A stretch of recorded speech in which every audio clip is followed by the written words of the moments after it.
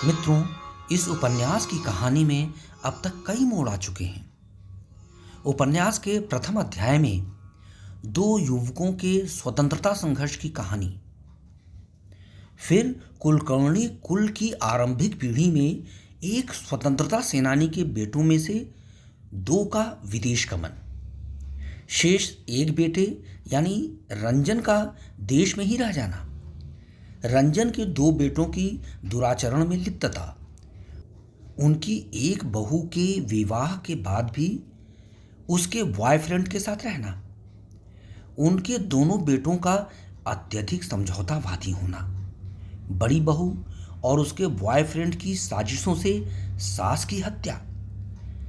लेकिन उनकी साजिशें अबाध बढ़ती जाती हैं। 10वें अध्याय में घरेलू षड्यंत्र का बढ़ता हुआ जोर आपको करुणा से आप्लावित कर देगा।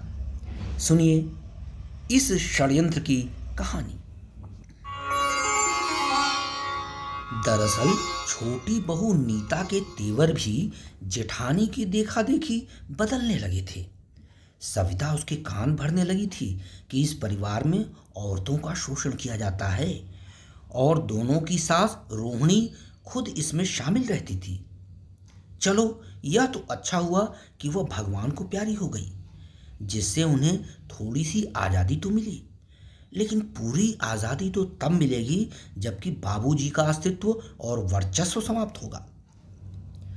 महरी मन्नी बाई ने रंजन बाबू को जब सविता द्वारा नीता को भड़काए जाने के इस कृत्य के बारे में बताया तो उन्हें कोई खास ताज्जुब नहीं हुआ। उन्हें समझ में आने लगा कि सविता ने ही उसकी पत्नी को अपने रास्ते से हटाने के लिए कोई खेल खेला होगा, और अब उन पर भी कोई भीषण संकट आने वाला है।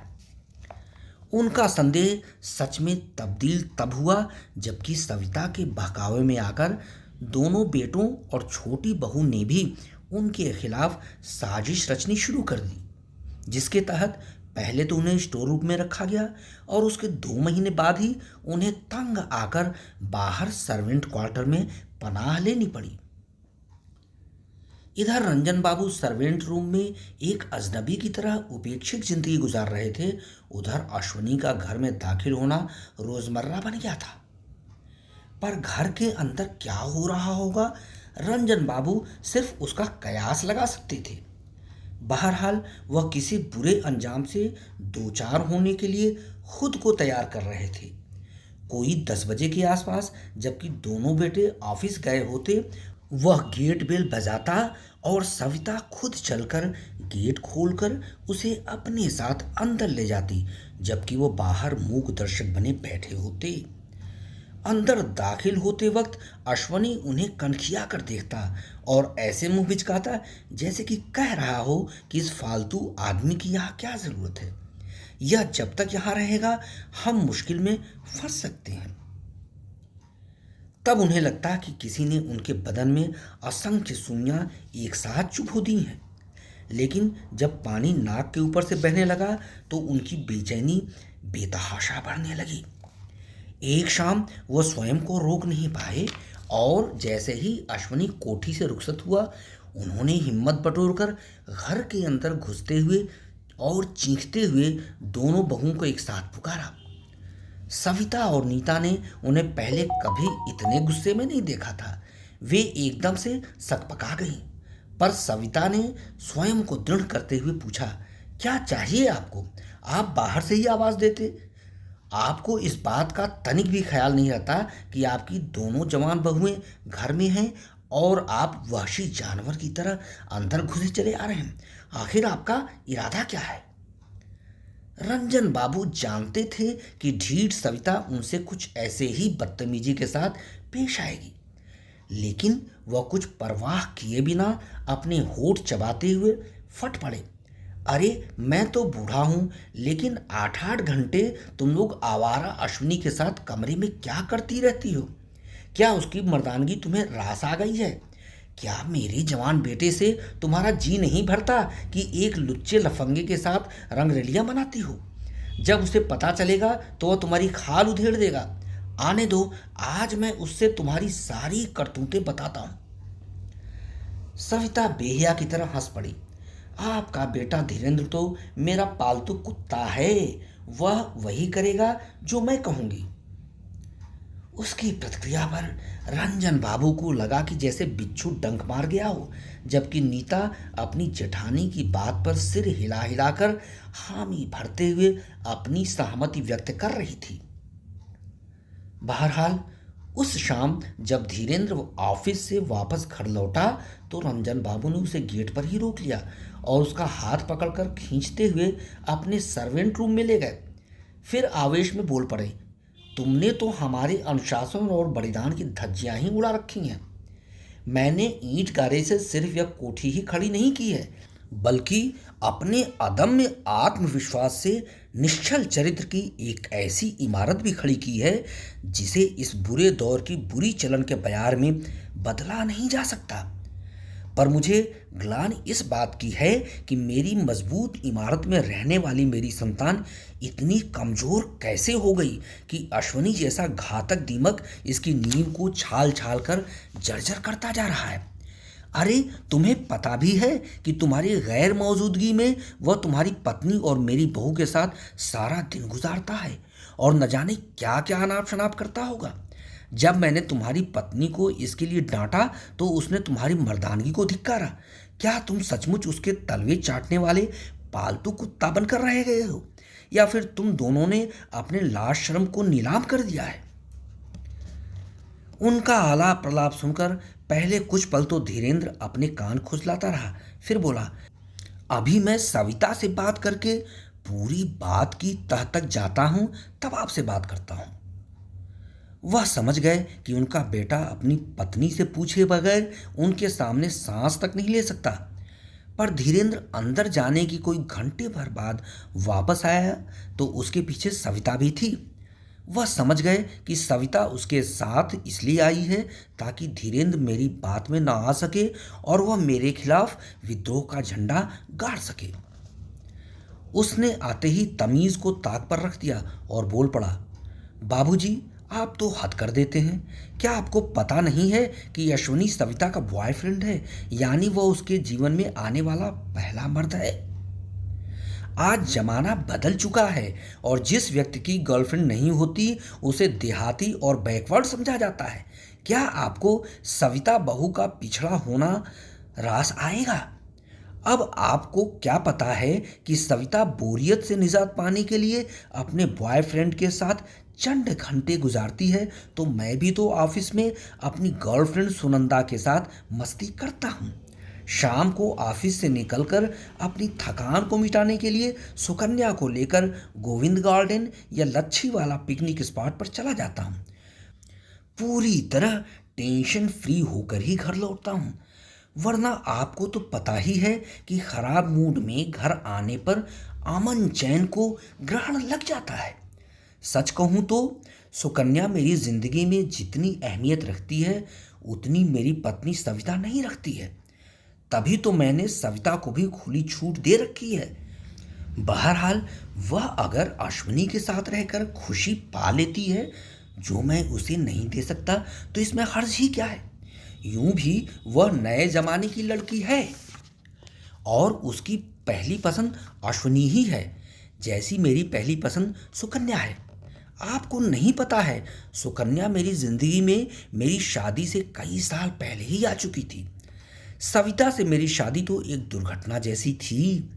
वैसे भी मेरी गर्लफ्रेंड सुकन्या तलाकशुदा है और उसे मेरे जैसा ही बॉयफ्रेंड चाहिए था। बहरहाल जब सविता को सुकन्या के मेरे साथ रहने से कोई एतराज़ नहीं होता तो मुझे सविता से क्यों होने लगा। मैंने भी उसे अश्वनी के साथ मस्ती करने की खुली छूट दे रखी है। अभी धीरेन्द्र ने अपनी बात खत्म भी नहीं की थी कि सविता ने भी अपने नथुने फुलाते हुए अपनी जबान पर से लगाम हटा दिया।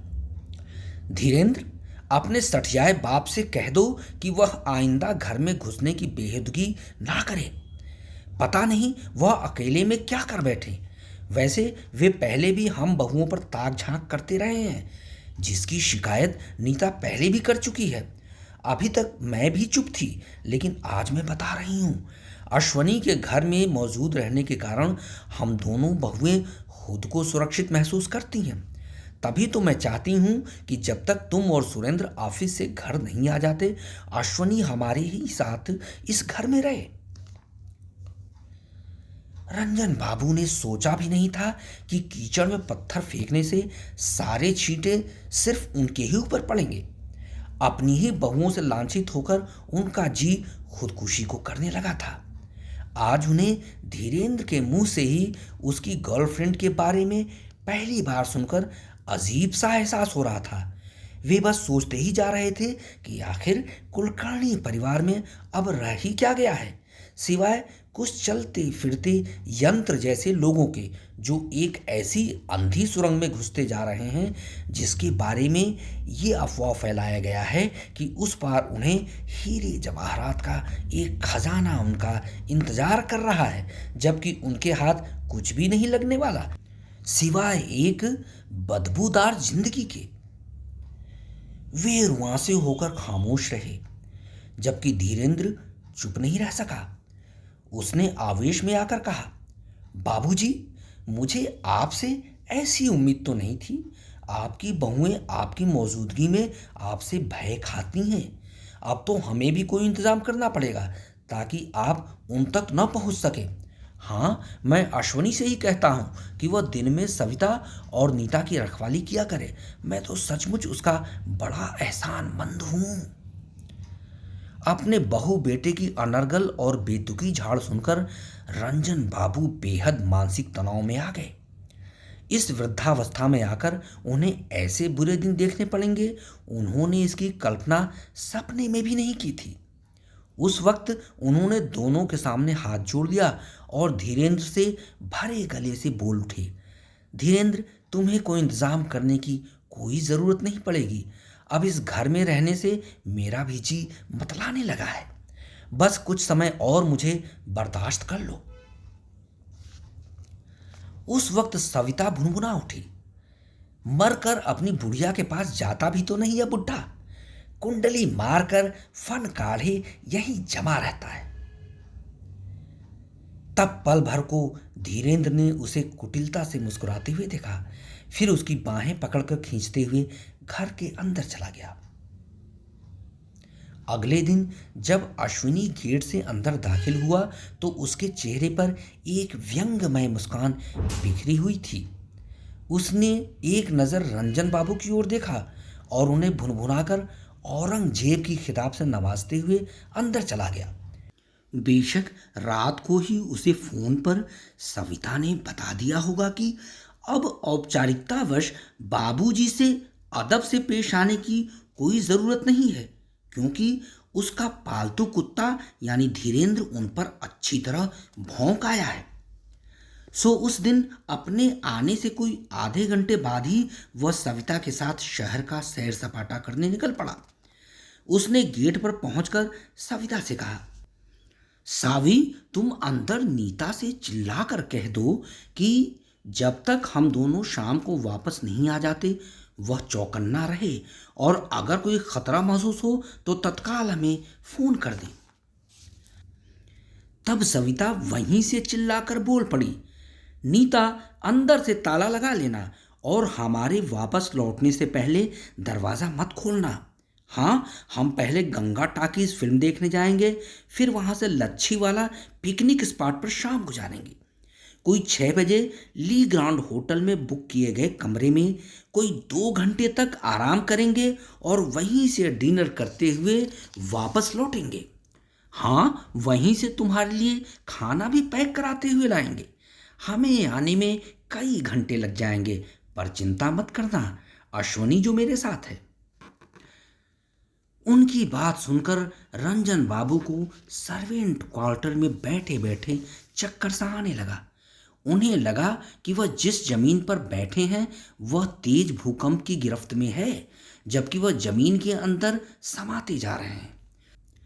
तब उन्होंने झट उठकर गिलास में पानी लिया और पानी की एक घूंट मुंह में गुड़गुड़ाते हुए गेट पर उगल दिया। आखिर अपनी घृणा को प्रकट करने के लिए वह और क्या करते। हाँ, इससे उनके मन को थोड़ी ठंडक तो मिली ही होगी। बहरहाल सविता और अश्विनी तो एक दूसरे की बाहों में बाहें डालकर वहां से पहले ही जा चुके थे। मित्रों, उपन्यास का कथानक जटिल घरेलू लफड़ों को रूपायित करता हुआ आगे बढ़ रहा है। एक पतनोन्मुख परिवार का जमीनी स्तर पर जाकर ब्यौरा देना आसान नहीं होता। समाज में यह सब देखा सुना है, अतिरंजित तो कुछ भी नहीं है। अब आगे की कहानी सुनिएगा 11वें अध्याय में, जिसका शीर्षक है महाभिनिष्क्रमण। शुक्रिया।